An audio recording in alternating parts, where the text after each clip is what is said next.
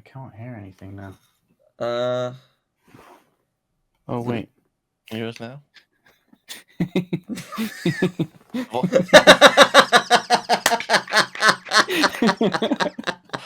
Well done.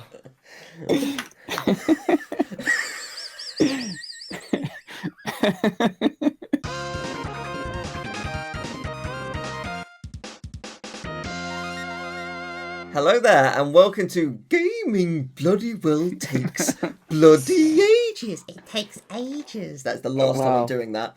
I'm Teal. I am the other one.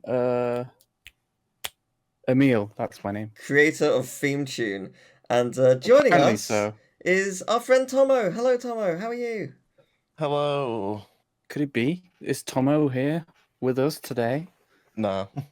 Oh. Okay, well, we've been lied to this whole time. Yeah, how are you? I'm very good, thank you. That is wonderful to hear. What have you been playing in terms of games recently? Not much, because I haven't had much chance to play many games, because it's called having a life and working. Being an adult. Yeah. No. Yeah, I respect that. No, but I have been playing a few things. I've been playing a lot of Marvel Rivals and getting very triggered and very angry, and trying to catch up in single player games where I can. I've been trying to play Oblivion Remaster, but it keeps crashing on my system. Thanks Unreal Engine 5. Fun. But I've also been trying to play some GTA games as well. Yes. I was getting really excited for GTA 6 this year, and then no. Yeah. Well, yeah, that's fair. Yeah. I respect that. It's. I presume you've seen the new trailer. Yes, I watched it a couple of days ago. Yeah. I was like, it looks interesting. I joke. I don't mind. Let them cook. Yeah, I mean, it looks unbelievable, like in terms of its graphical fidelity and the attention to detail everywhere. Still, actually haven't seen gameplay, but I mean, I suspect it's probably going to be quite good. You know, it's been like the running joke for as long as it's been a theoretical game. Whenever it launches, that will win Game of the Year just automatically, and that was looking to be the case this year. But since it's been delayed to May 26th, 2026, as of right now, maybe it might get delayed again. That means Clair Obscur Expedition 33 has a good shot of being Game of the Year. And all the other developers this year just had a massive exhale. Yeah. Well, I believe a bunch of developers said that they had a contingency plan for whenever it was going to release, like because it hadn't officially announced the date just this year. So whenever they said it was going to be, they were all going to be like, shift it forward or back, we're ready. Like, so, but yeah, I mean, I've finished Clair Obscur now, and it is one of my favorite games of all time. It is unbelievable. I cannot see anything beating that this year in my eyes, but who knows? I don't know. I've very good. It is just mind-blowingly good. It's so cool. And Emil, what have you been playing? Guess what? Since the last episode, I have played nothing. That's not true. We played the Simpsons board game. Well, have played board games, which is often the case. Yeah. And we did play. This could just be a board game podcast from now on. I mean, I'm happy to talk about board games constantly because I can tell you what board games came out 25 years ago, though not to the week. I know Carcassonne came out 25 years ago. That's a big one, but I've never played that. But yes, you and I my partner played the Simpsons game. Well, I don't know what month it came out, but the Simpsons game did come out in 2000, 25 years ago. Wow. Okay. So yeah, no, we played that. It was cool. I had to pretend to be a cat and purr on you, and so it brought us all closer together. You didn't pet me. I don't. What's wrong with you? I was rejected. I am the perfect cat. To cats, I am the perfect cat. I am soft. I am lovable. I can scratch you if you're annoying me. I have so much hair. Like, what's not to love? Why? Well, give me pets. Something about it just felt wrong. Okay. I can't put my finger on it. I rubbed my face on your arms. What's wrong with you? Yeah, that might be it, actually. for context, you have to basically go around. No context. You have to go around the board, and you land in context. different zones. So like, if you go to school, you have like quizzes based on Simpsons episodes. We were elected mayor a lot. And which you basically you go through a little area and you can move people to different spots, or you can earn tokens and stuff. But if you go to Most Tavern, it's basically each time you land on a specific spot, you have to do like a task, some kind of weird objective, and it was a lot of fun. Very, very silly, just a good time. We all did some weird stuff. It was great. I thoroughly enjoyed it. So I'm thank you for indulging me, because I was just like, I feel nostalgic to play this for some reason. Have you ever seen it? Let's give it a go, and it was a good time. So it was. That was nice. Yeah, but every week we like to present a sweet little offering to the ancients. Who are they? What do they want? We may never know. I don't know. We'll find out, maybe. Will we? Who knows? Who's gonna go? Do you want me to go first? I've not gone first. Yes. Okay. I want you to go first. Excellent. I shall then. I would like to tell you a name. A name that leaves babies quaking in their tiny, adorable boots. And by babies, I mean baby. Me. Oh. Yes. Baby. Are you ready? Here is I'm the ready, name. baby. Tommy Smith.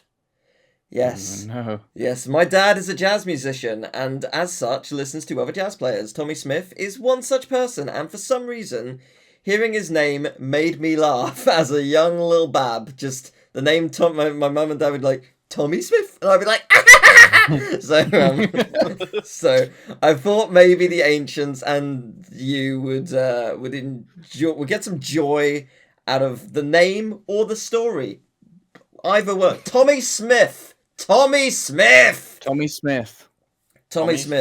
Scottish saxophonist. Okay. Nice. Very good. So yeah, I also have an offering for the ancients. Or do I? That was my surprise sound. That's not my offering. I've been thinking, well, they say twice is a coincidence and 3 times is a pattern, but twice for me is enough of a pattern. Oh, and no. No. There's been a pattern of them denying our offerings. We're 3 episodes in, and that they don't seem to want anything. So I thought maybe they don't want an offering. Maybe they want honoring. Huh? Okay. So we're going to ditch the off switch and press the on switch. Okay. So I'll be honest, I thought you were going to just give us the same jingle again. But No. I don't want to listen to that anymore. You sure? I'm annoyed that you even did it at the start. Your partner loved it. She kept loving the fact that we brought it back. Yeah, it gets more stuck in her head than mine, which is why I was okay with that. Great. So I present to you the sound of, to you and to the ancients, the sound of multiple consoles turning on at the same time. I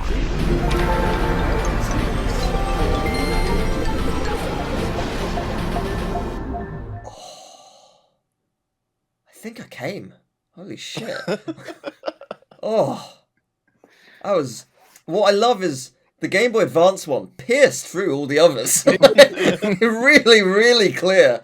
Oh, incredible. Oh, that's, I mean, surely that's what they want, right? No, the ancients would not allow it. Alright. Well, man. No. It was worth a shot. Great idea. I liked it. I mean, they're tough to please. You're not ancient enough. Clearly not. They're tough to please. If I was ancient, I would enjoy that, but that's not what they're here for. Yeah, I guess. instead we just found your kink, it seems. Yeah, apparently so. I mean, I think anyone who grew up with a PS1 and hears that boot up sound. Yeah, the PS1 is the best. Yeah, it blows everyone's mind. It is incredible. What a beautiful sound. I mean, please let us know your favorite console startup noise, because There's quite a lot of them. Everyone's just gonna say PS1. It's the best. If they don't say it, they're wrong. I can see some people really loving GameCube. GameCube's like, yeah, yeah, but it's not the PS1. It's not the PS1, but it is good. I also mentioned it before. Game Boy Advance, I really like. It's so short and simple, but I like it. A lot of them. They really, I don't know why they are that way, but there's just a certain genre that is console startup, and it's always good.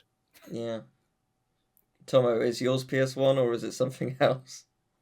And it's PS2 for me, because yeah, because that's my childhood. Yeah, I didn't grow up with a PS1. I played a lot of PS1 games as a kid, but didn't have a PS. I had a PS2. Yeah, PS2 is a really nice. I quite like Wii as well. Yeah, just like bloom, bloom, bloom, bloom, bloom. Is that the next offering? Just mimicking all. Well, the Wii was sounds. in there. It was one of those sounds. Yeah, no, but I meant just like us mimicking all of them. That's the offering. That could be the whole podcast. It could be, but it isn't, because almost exactly 25 years ago, between April 27th and May 6th, depending on where you are in the world, Metal Gear Solid released on the Game Boy Color, also known as Metal Gear Ghost Babel. It was originally commissioned to be a port of the PS1 Metal Gear Solid, a game that has a 94 on Metacritic.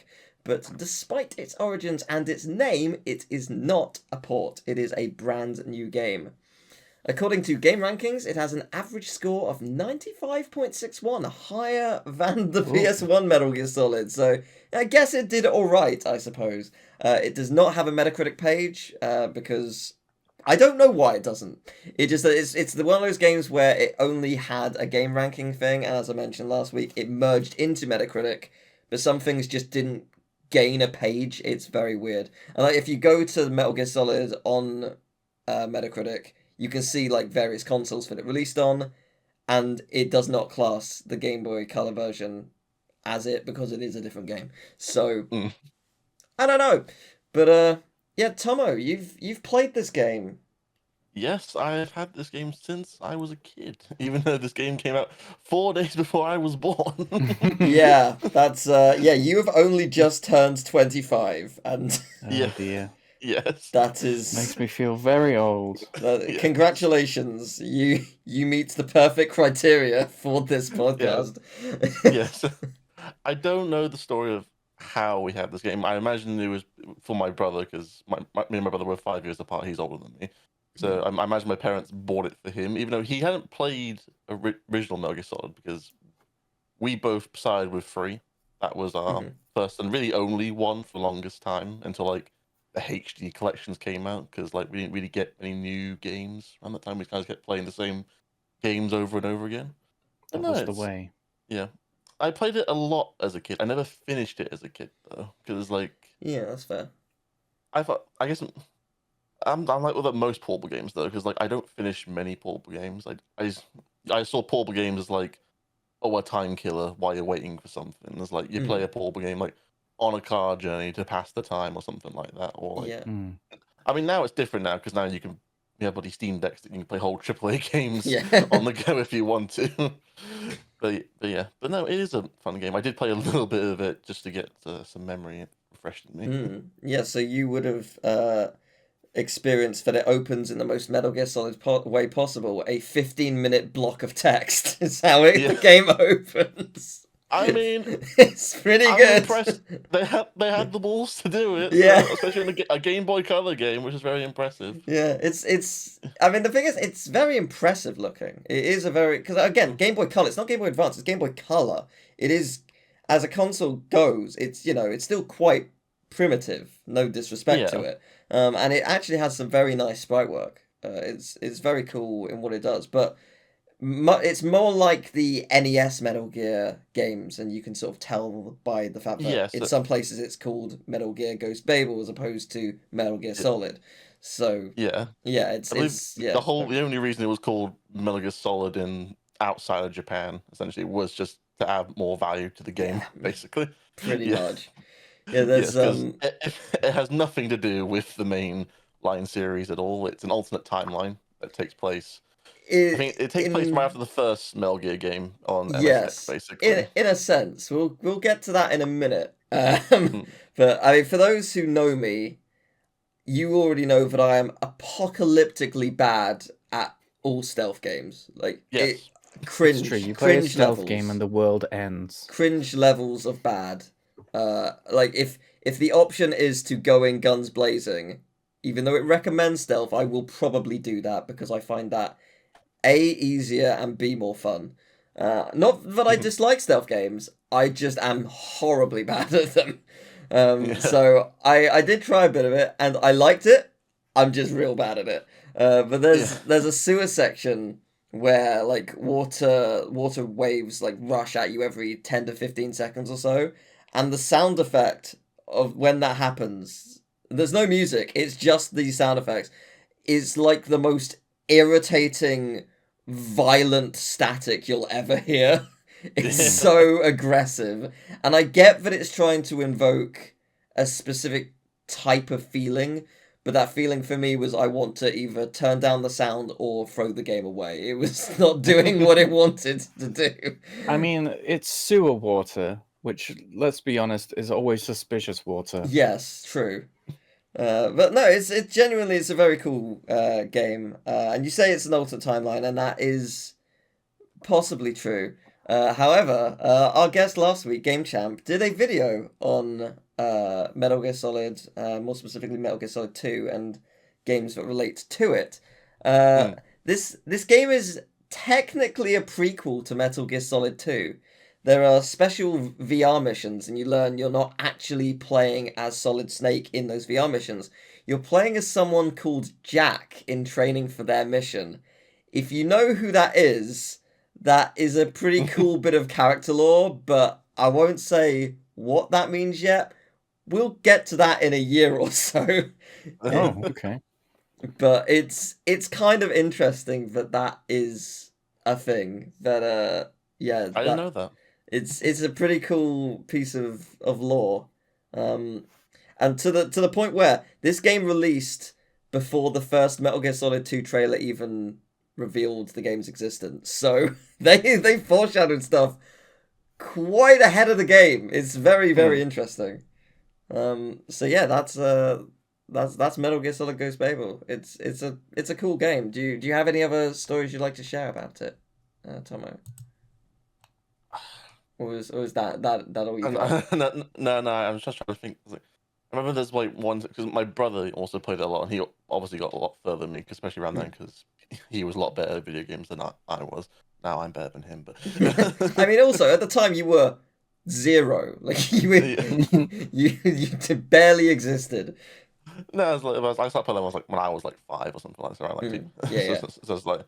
There's like he had like a save file on there, and there's one section where there's this giant bloody maze near the end of the game, and it's like you have to go a very certain path. And I remember it pissed me off so much as a kid. It's like, where the fuck do I go? I don't understand this, because you can only basically you have to like hug against the walls basically to go through this maze, but you can't like turn a corner, so it's like it's only straight. You can only go one direction.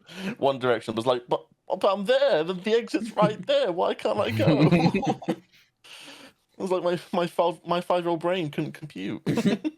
I've had nightmares like that. Well, we usually like to do a quiz based on the game, and unsurprisingly, there is not a quiz on Metal Gear Ghost Babel. However, there are many quizzes on Metal Gear Solid, which this game technically is called. So, Metal Gear Solid for PS1, I think, is what the quiz will be doing. So, yeah, Tomo, I think we'll defer to you on these. I haven't played Metal Gear Solid 1 in a while. So, number 1, when you start the game, what is the first item you get? A, ration. B, chef grenade. They put grenade. Grenade. Grenade. SOCOM or stun grenade. They put grenade twice. First item you can grab. Yeah, the first item you get. Chaff grenade. Okay, cool. Then let's put that down. I would have guessed ration, based on nothing. Yeah, I was thinking ration, but it might be. It might be chef. So I feel like no, because you get a ration. You already have a ration, I think, when you start the game. You have one ration. Yeah. Okay, cool. After climbing the communications tower, what kind of helicopter is Liquid flying? Well, that's specific. Hind D, Mi-24 Hind, Ka-8, or Apache? I can say the line that Snake says when he sees the helicopter. Oh, go on. Look at that Apache. A colonel, what's a Russian gunship doing here? Oh, Russian. Okay. Sorry, what was it? My phone went off. Hindy. It's a Hindy, wonderful. What is the real name of the cyborg ninja? Frank Jaeger, Deep Throat, Grey Fox, or David? Is it David? Sorry. Let it just be David. Was Deep Throat one of them? Deep Throat is one of them, but okay. His real name is well, the thing is, you said like multiple names that are technically true, right? Frank Jaeger is the person's real name. Jaeger, not Jaeger. Right, my bad. Okay, I've certainly played Metal Gear Solid in the recently, didn't I? Yeah, 100%. Yeah.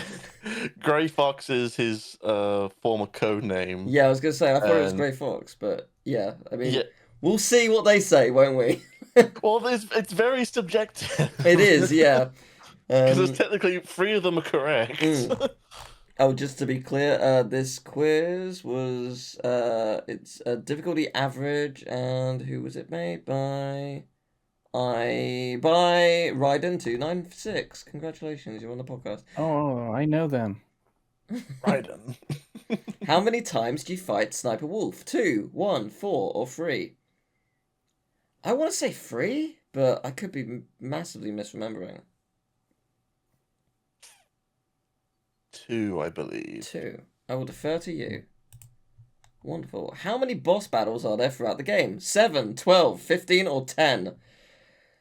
Oh, damn. I would have... It's not 10 or more, surely. So it's... Surely 7. There's not that many. Depends what they count as a boss section. Right, okay. There's moments where you fight like just a horde of enemies, but it's kind of like a boss style. I wouldn't count that as a boss. I guess this is what they'd count, but I wouldn't. Well, if we're counting just boss characters, we have Ocelot, Psycho Mantis, Grey Fox, Psycho Mantis, Sniper Wolf. Oh, Vulcan Raven. Vulcan Raven first time. Sniper Wolf first time. Vulcan Raven second time. Sniper Wolf second time. That's 7 then. Liquid in the oh, never mind. in the helicopter, and then the Rex boss fight. Okay, it's 10 then. Must be 10. No, it's not. Oh. And then fighting Liquid hand to hand. So yes, that's 10. 10. 10. It should be 10, unless I've missed something. See, genius. That's why you're here. Who is the voice actor for Snake? Christopher Heath, Carlos Mendoza, Cole Walker, or David Hayter? I actually know this one. Yeah. Hooray! It's David Hayter. It sure is. Yeah. Who stalls Rex after you destroy the radar? Meryl, Liquid, Otacon, or Grey Fox? Who what? Who stalls Rex after you destroy I thought you said steal. Oh. Yeah, stalls. You're mine, Rex. I remember that scene where Otacon stole Rex. Buzz! I'm being stolen!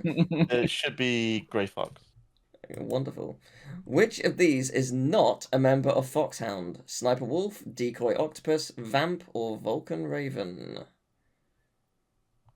Vamp, because Vamp's a Metal Gear Solid 2 character. Ah, very good. What do you get if you complete the game for a 3rd time? Optic camo, a tuxedo, a bandana, or a minigun? I have no idea. Oh, I don't know this one. I wouldn't have thought a tuxedo. That seems like a thing you'd do if you type in a cheat or something. No, tuxedo is a thing. That is a really? Metal Gear staple, yeah. Oh, usually great. You get a tuxedo after, like, it's usually either being a game... It's either sometimes being in the game a certain amount of times, or if you, like, get a certain rank in the game, basically. Because you're ranked on, like, how well you do in the game, like, how many times you've seen, how many people you kill, and stuff like that. So I'm gonna say Tuxedo, even though I don't think it is, because this is one of my Metal Gear knowledge is not as vast as like 3. If it was just 3, I would know everything. Oh, don't worry, we'll have you one for free. If we get that far, yeah, we'll have you there. I just know if I get something wrong for that game, I was feel ashamed. And finally, how many enemies are in the M1 tank? 2, 3, 5, or 1? M1 tank. Oh, the Vulcan.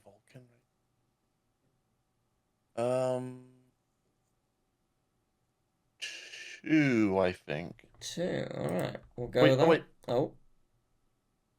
I think that's accounting for. I'm gonna say 3. Actually. 3. Okay, let's submit the answers. Okay, well, the correct answer for the first item you get is actually a ration. Before you go up to the elevator in the first room, go back in the water and walk behind the barrels. You will pick up a ration. Damn! I'm the you go back in the Metal Gear man. No. You were correct. The helicopter is the Hind D. Frank Yeager is the Cyborg Ninja. You do fight Sniper Wolf 2 times. There are 10 boss battles throughout the game, and you named all of them. I'm looking at all of them here. David Hayter is the voice of Snake. Grey Fox is Who Stalls Rex. Vamp is not a member of Foxhound. A tuxedo is what you get if you complete the game for the third time. And there are 3 enemies in the M1 tank. The only thing we got wrong was the first one. Oh, no. You should have listened to me, the expert. I forgot you go back because you start in the water and then you can go Honestly, back in the water. Really impressive though. Like I'd say, I mean, I've played Metal Gear Solid once, and it was a while ago. I've also only played it once, but that's an impressive array of knowledge. I've watched enough videos on it to know what's what with it. That was good. That was really cool. Yeah. Well done. Well, I showed my true nerdiness. So. Yeah, I'm proud of you. Well, it is time for a thesaurus round. We put game names to a thesaurus. Can you work out what the original game is? Who would like to start? You. Okay. Wheel and bong. Wheel and bong. And bong. Yep, that's the one. What? Wheel and bong. Wheel and bong. Wheel and bong. You keep saying it. Wheel? Wheel. What's another word for wheel? I wonder.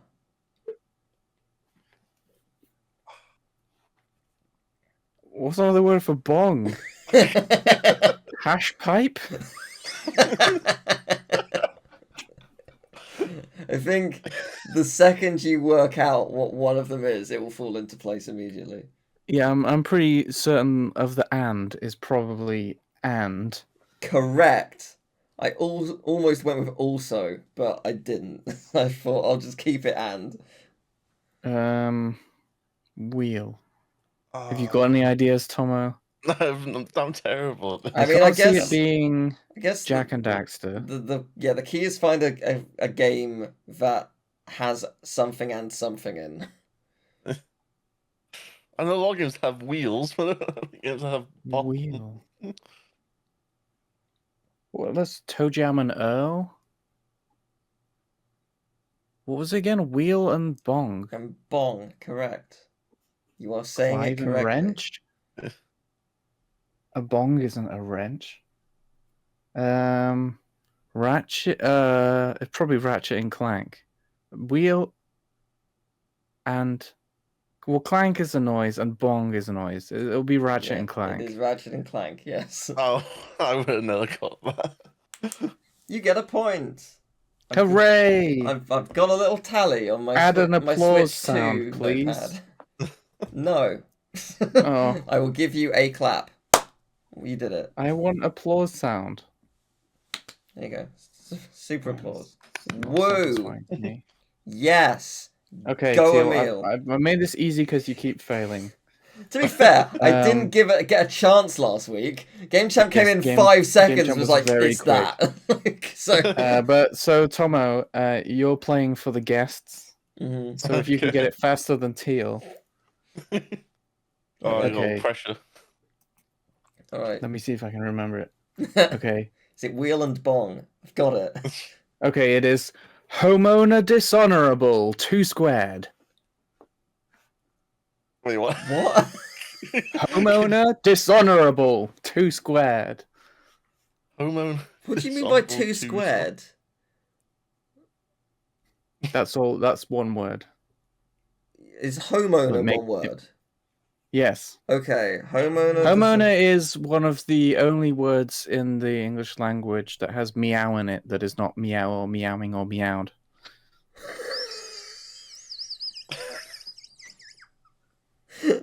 Or meows. That's Jesus. okay. Not relevant to the... Could you say it again, please? Okay. Homeowner Dishonorable 2 squared. Okay. 2 squared. Interesting. Okay, homeowner dishonorable. I think I know what 2 squared means. But Are you sure? I hope so. Is it? I think I have something. I don't think it's right, I'll though. go for it. I mean, if you get it, Is you it get Resident Evil 4? Oh, the guest gets it it. again. Oh man, very good. I was like, homeowner. Wasn't that a Yeah. name for homeowner? It's like resident. Yeah, Yes. that 2 is squared. great. What is that? Yeah, it's 4. Yeah, but yeah, I was gonna say it's either 4 or weirdly 22, and you just put the 2 numbers together. But yeah. yeah, Oh, no, that fair is actually enough. a good one. That is a good That one. is good. That's very good.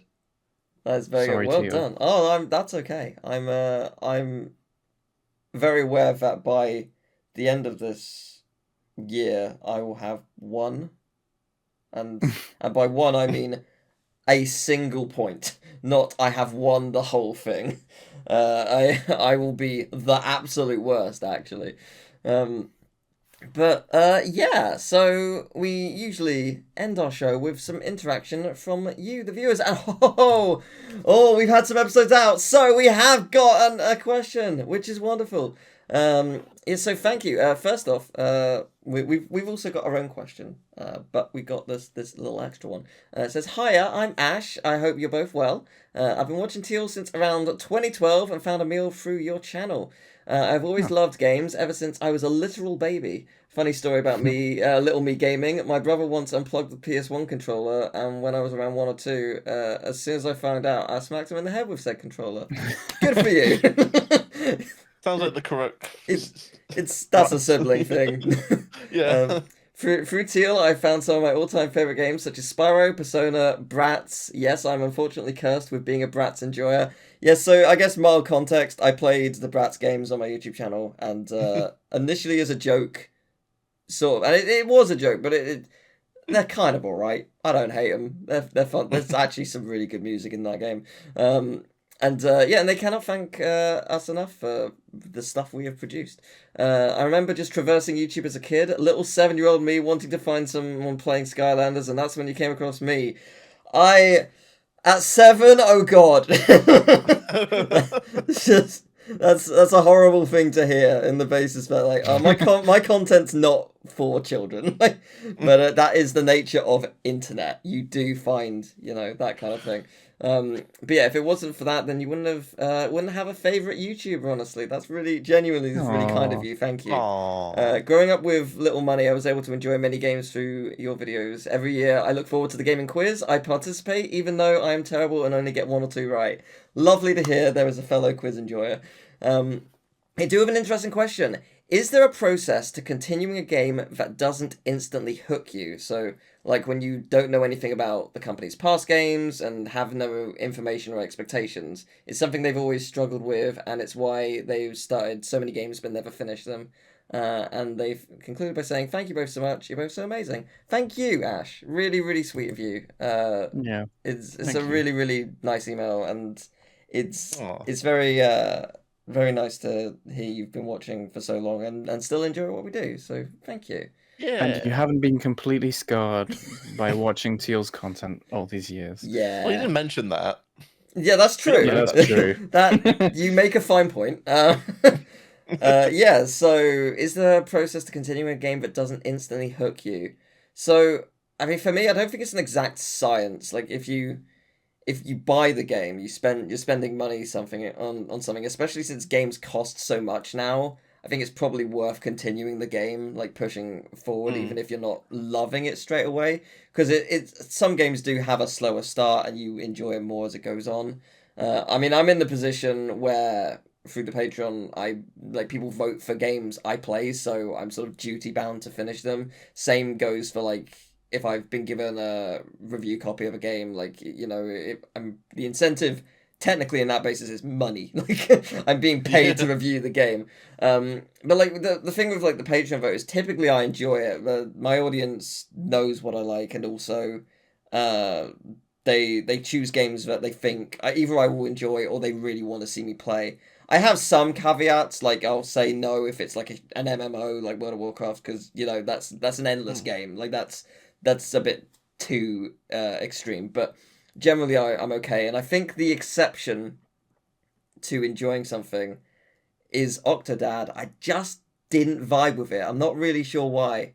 And it wasn't a very long series because it's quite a short game, but I just wasn't really vibing with it. But I was very much duty bound to finish it, and my answer for that was I finished it and continue with it out of because you wanted me, all the people wanted me to play it. So that's my answer. It's not a really good answer. That's my answer. Yeah. Well, the answer is start a Patreon. Yeah. Yeah. Be a YouTuber. Yeah, problem solved. No, I've just I think like because games cost money. If you do buy the game, I think unless you are able to return it because you really don't like it immediately, like just try and continue on and see if you do like it. Because some games do have a slow start. I mean, like Kingdom Hearts 2's and Kingdom Hearts 1, they are both very slow starting games, and some people like the way those games begin, but if you don't, there is something 2 to 3 hours on that will really keep bringing you more and more enjoyment. And I am aware that like that's the same for many other games as well. So I think that's like the key is just giving it at least 3 to 4 hours, maybe a little more. Depending. Yes, I'm always trying to get people to play Sphinx and the Cursed Mummy, but I know that the start is so slow. Yes! And you just have to get past this, and then it really opens up. But everyone is like done by then, and they're like, yeah, okay. And they're like, oh, this is cool, but I kind of don't want to play anymore. I'm like, no, please do. Yeah, please. So I've tried twice. Yeah. Because the first was for Until I Die, when I first went to yours. Is that the first time we met in person? Must have been. Yes. Yeah. It was. So I think I only stopped because I died, right? So we got close to the point where we're out of the slow zone. And I died in a really stupid way, and then that was that. And then I did a stream a couple years later. I don't remember how exactly when, but I got much further, and I was enjoying it, but I just stopped because you did just get to the point where it opens up, and then you stopped. Yeah, because I'm very good like that. Yeah, no, I see that is a really good one that you mentioned, and that's a weird thing that released on PS4 on April Fool's Day. Just why not? So that's a thing. How many years ago? When do we get to it? This year, and we'll get to it in 25 years. No, they released it. They re-released it on PS4 this year on April Fool's Day. Yeah. Well, I'm saying, when did the original game release? I don't know. I also don't have a good answer to this question because, well, for me, most of the games I play are indie games, which I get cheap. So if they don't hook me, it's not a big monetary loss. And I think that's not helpful to people that mostly play AAA games, where it is a big monetary loss. And I have done that in the past, which I think is why I mostly play indie games now, because I've been excited to get games and then bought them and not felt like the monetary value matched my longevity of playing enjoyment. Yeah. I'm super guilty of this, by the way. I have wasted so much money on games that I've bought, played for a few hours, and then just haven't touched. And not always because like, oh, I'm not excited for it. It's just like I'm also currently play for like 5 other games or something at around the same time. It's just honestly like the first few hours of a game now is probably like the most important, especially for modern games, is the most important first few hours for a development team because like. I mean, yeah, even though they've already gotten your money because you've already bought the game or something like that. But especially if it's like you need that. If you want people to keep buying more of your games, you need those first few hours to be really hooking and really get you into it. And sometimes, and not everyone doesn't really like the slow payoff. Some people do. It's like if you're a JRPG fan, you kind of have to for a lot of them. Yeah, I don't really have a good question because like I'm the same as Emil's. Like even though I do play more AAA games than indie games, I don't buy like the latest AAA game right away. I usually wait a year, sometimes 2 years when it's like discounted or a Steam sale comes along and it's like not worth much anymore. It's like it's more like sure, why not kind of purchase. It's like let's give it a go. And it's like, and if it doesn't grab me, I don't feel like I've lost that much because like it was super cheap anyway. So it's like it's like it's whatever, but it's like. And there's always something like it may not grab you then, but you can come back to it at a later time, and it may grab you then, basically. Yeah, a lot of games. Like my example is like when I. Oh yes, yeah. I was gonna say it's like an example for me is like a game that I first played, Persona 5, the first launch version of Persona 5. Like I played through it as like, but it took me a long time to play through it. Like I put it on hold for like 6 months, something like that. And then it's like, but I eventually finished the game. But as soon as like after I finished the game, I realized, I did everything wrong. But when Royal came out, I thought I was like, I'm probably gonna have a similar experience. That was a complete opposite experience. I was to the point I couldn't put the game down because I was so into it. And whether it's because of just simple changes or the fact that I had already experience in it before already. I think a combination because like Persona 5.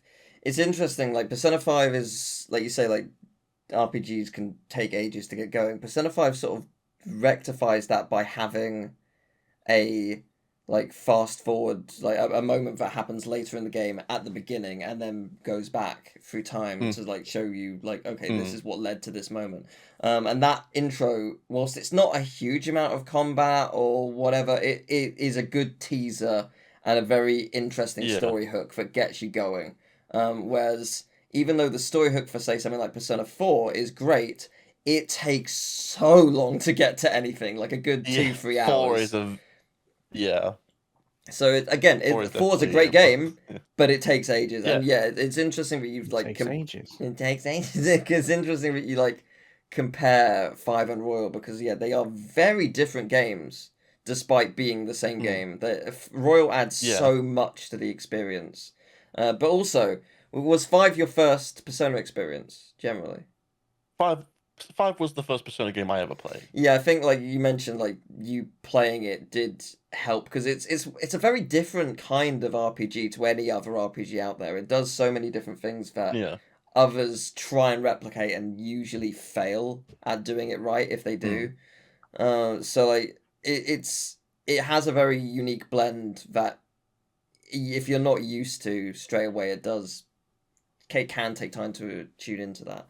But they are great games. But I fully agree with what you're saying, and it's really interesting, like, just the dynamic between all three of us having very different experiences, like similar experiences, but very different because of the nature of me having a job that requires me to play these games, and like you two doing the same sort of thing with indie versus like AAA, and like, it's really cool that we have actually quite varied but similar experiences. I think another thing with indie games as well is a lot of their marketing is reliant on them sharing things throughout development on social media. So usually when I start playing an indie game, I already know quite a lot about what what it's going to be like, which is So an they showed so interesting much thing. from like Yeah. Well, another thing is also because there's just also just a lot more games now than there was back in there the day. really is. It's like especially like if we go back to like when we were like growing games in the PS2 era and stuff like that. However, it was like there wasn't as many games back then. Well, So if you go back to 25 years, 2000, Yeah. there's at least one a week, every week. So, with rare exceptions. So, like it's there were a lot of games then, and there's at least, I'd say, probably 10 times that now. It's ridiculous how many games there actually are being produced constantly. It's also like and also when you get older kind of thing as well, because like when you're younger, it's like the only time you get new games is like from like I don't know if it's like you guys like is like you get if your birthday or for Christmas or something like that, and you get that one game. It's like, well, this is your one game, your brand new game. You're gonna play it and you're gonna play all of it. So you sort of have you don't know when you're gonna get another because game, you don't have anything else. Well, I mean, you obviously got the games you already have, but you get one new game every couple of months or every half year or whatever. Once you get older, you have a job, or even have a job, or even a part-time job or something like that. You have money coming, and you can buy as many games as you want. Yeah. So then the problem is you buying so many games. It's like you kind of get numbed by all the choices you have. Did you both get the experience of like renting stuff from Blockbuster? So you had like 2 weeks or a week to play a game? Not from Blockbuster for me. I did rent games once from my local library. Yeah, we used to get library. Yeah, that's what libraries are for, Teal. That's literally what a library for games, is. though. Some, some libraries the have. The Jersey library didn't have games. No, it's like some libraries have you rent DVDs or games sometimes. It wasn't anything crazy, anything like that. It was like basic kids games or something like that. So this is our shout out to public libraries. Don't let them die. They probably still let you rent games. Yeah, go and check them out. All you need is a library card. Yeah. Also, books are cool. So libraries are great. I haven't been in one in a very long time, but they are great. But yeah, that's cool.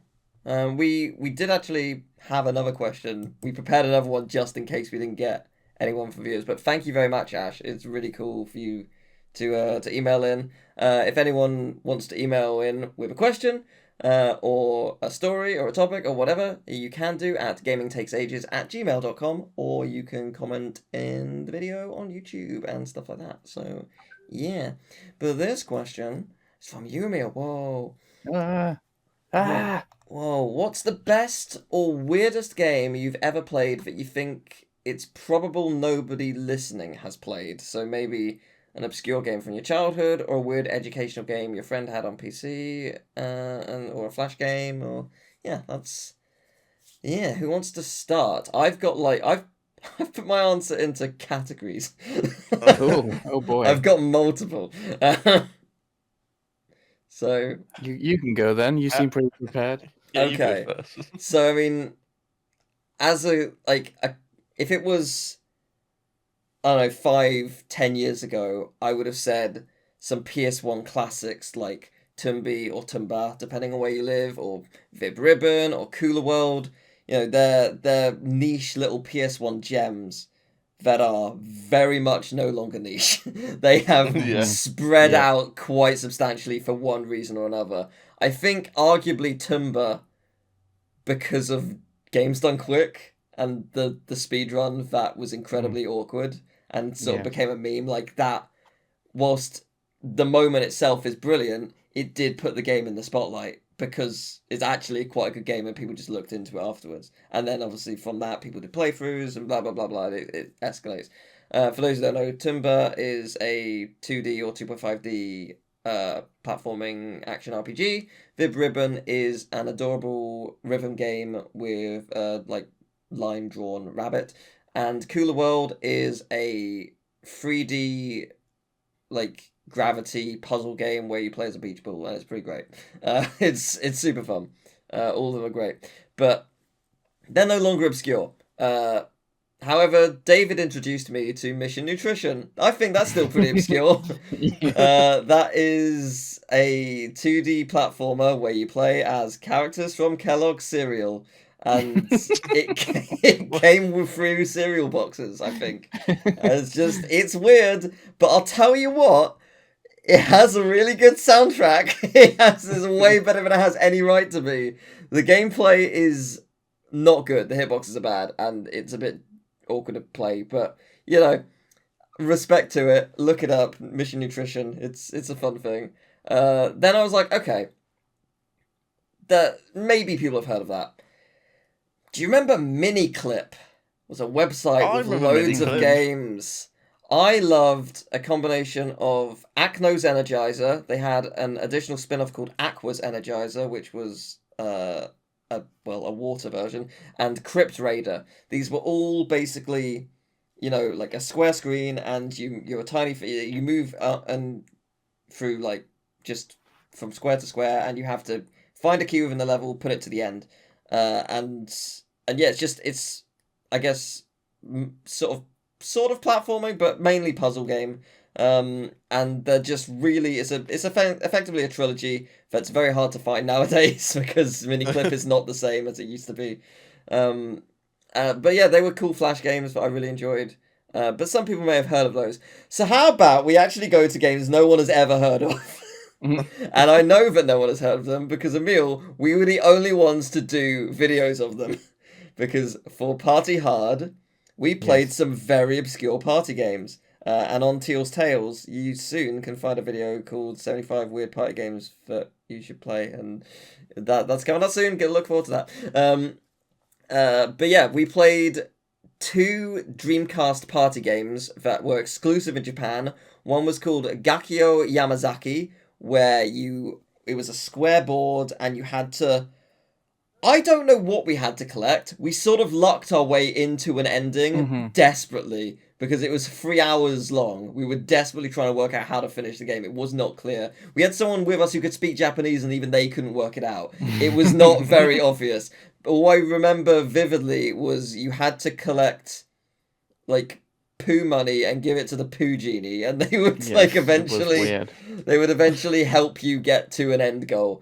Other than that, there was Sakura Mamako Kekijo Koji Koji, which was genuinely a really, really fun mini-game board party game. Very obscure, very bizarre, thrived on, you would pull a card at some point and the card would have really weird art on it, and it was just awesome.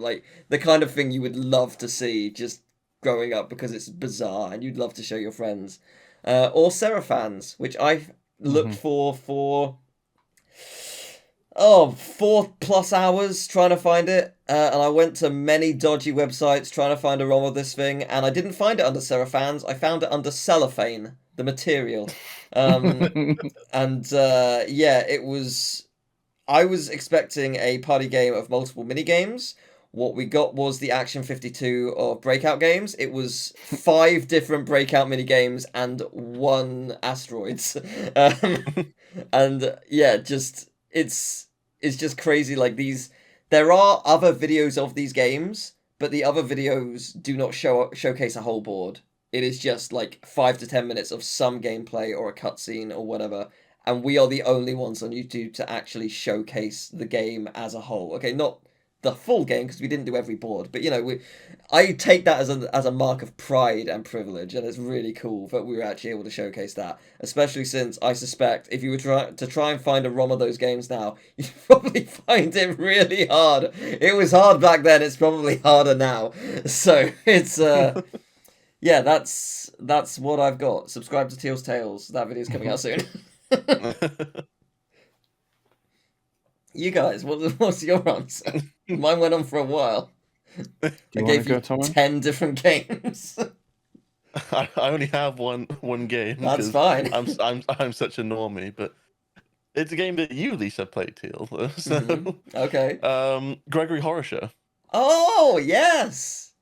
Gregory Horror Show, a very obscure little game, a game that does have an English version, but only came out in Europe and not in America, even though there is an American setting in the game to turn it to 60 hertz instead of 50 hertz. But it's a horror game, I say, but it's very cartoon horror, kind of. It's like, it's scary, but it's like very child kind of scary, basically. And basically, all you're just doing is going around in this hotel trying to collect these lost souls, and in order for you to give to death and to escape the hotel because you're trapped there, basically. And it's a game based on a Japanese cartoon, which is very interesting, very disturbed, but it's a cool little game. It's a very short game, but it's a very cool. It's short game. If you know what you're doing. Yeah, if you know what you're doing. If you don't, it's actually, you could easily spend at least 10 hours. Like it can be confusing to work out what you need to do to get the soul off the rest. It's essentially a puzzle game as well, basically, because once you've figured out how to do them, they kind of stay with you for quite a long time. But it's one of those games like you go back to it as like it's like how I go back to like a Portal game or something like that. You go back to it when you can't remember the puzzles anymore. Yeah. It is a fantastic game. It's true. Bless you. It's also got a genuinely very charming art style. I'm allergic to Portal, sorry. Yeah, it's got a very charming art style. Like the main character is just a square blocky head. Well, all the characters are just square blocky heads. But it's just I like it. It's very charming. But it is very charming. It's got a very good voice cast. Honestly, the voice acting is pretty good. It's pretty funny in some spots. Yeah. And honestly, as a kid, I was scared of it. That's fair. There are definitely scary things. I still remember how we have the game because it was when me and my family were still living in the Netherlands, but we still had a UK PS2. It wasn't a European PS2, so we were still waiting for even though all the European versions, we were still waiting for English copies because obviously you live in the Netherlands. There's not many English versions of games. Sure. Basically, so but my granddad came over one time and he just found it in an airport. I don't know why an airport was selling this game. I don't know why he chose that game in particular. I could take a guess. W.H. Smith used to sell games. W.H. Smith is like prime store in any airport, so it's probably there. I'm just surprised that's where he found it. Because fair enough. The game is very obscure. It did not sell amazingly. No. Outside of Japan, basically. So that's why it's like I'm surprised he managed to find a copy. And I was like, he must have looked at the cover. It's like, yeah, that won't scar them. That'll be fine. But yeah, that's my answer. Emil, what about you? Okay, so probably when I was about 9 years old, I don't know exactly. We got through the letterbox a disc that was arcade multi-pack. I don't know why that came through our letterbox, but it did. So I put that into the PC, and it had 4 games on it. This is something that if happened now, I would be very dubious. Like, what is this disc? Why? There's no way I'm putting that on my computer. But it had 4 games. One was a Breakout clone, which I think was called Blast Through, and had a level editor on it, which was sort of just put blocks there. Yeah, that's still pretty cool. Then there was one that was like a space shooter. I can't remember what that was called, but I remember going to someone's house and they had the full game. These were like sort of demos. I thought they were full games at the time, but apparently they were not. One of them was... It was called like Super Duck or something. And there was a duck superhero who was like just a really muscly guy with the head of a duck. And that was like this weird cartoony platformer. I only have vague memory of that now. And then the final one on there was Speedy Egbert. Yeah, which I know that you have played too. I nearly included that, but I was like, that might be what Emil's putting. I'm not gonna. I lent this disc to my friend, and then he bought the full game of Speedy Egbert for PC. And he lent it to me, and I still have it to this day. Yes, you do. it's weird. I think there is a bit of a niche following for Speedy Egbert, not anything like Tomba or anything. No, well, there certainly is, because we did a video on it, and it gets comments to this day every so often. And Teal was terrified the whole time that this game that I was showing him was going to end up being a horror game, and it was just going to take a turn at some point. Yeah. He was so worried the whole time. So with it, because it has a level creation, we both made a thing. I don't think we set a time limit. We just said, let's make a level each. Yeah. And we'll both record the process of making it, and we'll both play each other's levels. That'll be fun. Do you remember what mine was called? I remember. I think it was called Deviled Egbert Rocks the Joint. It sure was. Yes. The name came from just, I was like, oh, deviled egg. Can I make a pun? Deviled Egbert Rocks the Joint. Sure, let's go. So I made. I spent, I don't know, 20 minutes, maybe first 5 minutes working out the engine, making just a simple little 2D platforming thing. And it was alright. It wasn't great. It was fine. It was, I played some of the game already as well. We played a world or two. So it was probably on par with some of the levels of the game. It was alright. And then I expected you to take half an hour, maybe a little longer. 2.5 hours later, you presented your level, which was a 20+ minute long just experience. You created lore, a story. Speedy Egbert taking drugs. Yeah, and it had so much platforming and level design. I don't know if there's a limit to how much you can put in it. I suspect you exceeded or filled out the limit of the editor. It was really impressive. I assure you, I didn't finish the game. I bet it's better than any other level in that game. It was really, really impressive. Yeah, the game is a bit rough, but I did spend a lot of time in that level editor as a kid. Yeah, it was really cool. Genuinely really, really impressive. It is a fond memory of mine that I made a really stupid little dumb level, and you came along after 2 hours, and I was like, are you nearly done? I was like, yeah. An hour later, yeah, I'm nearly done still. Nearly there. That's fine, I'll just write stuff. It was great. It was really cool.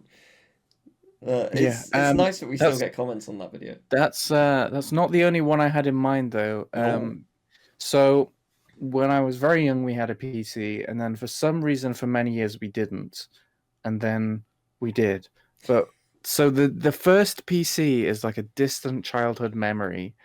I was very young when we had it, but we had a game on there called Cosmo's Cosmic Adventure, and that is on Steam, and it's been sitting on my wish list for ages. It goes incredibly cheap on sales, but I'm too scared to get it because I'm worried that it's not going to be as good as I remember. Right. You played as this alien who's crashed on a planet, and it's a platformer, and you eat fruit. I can't really remember much, but I loved.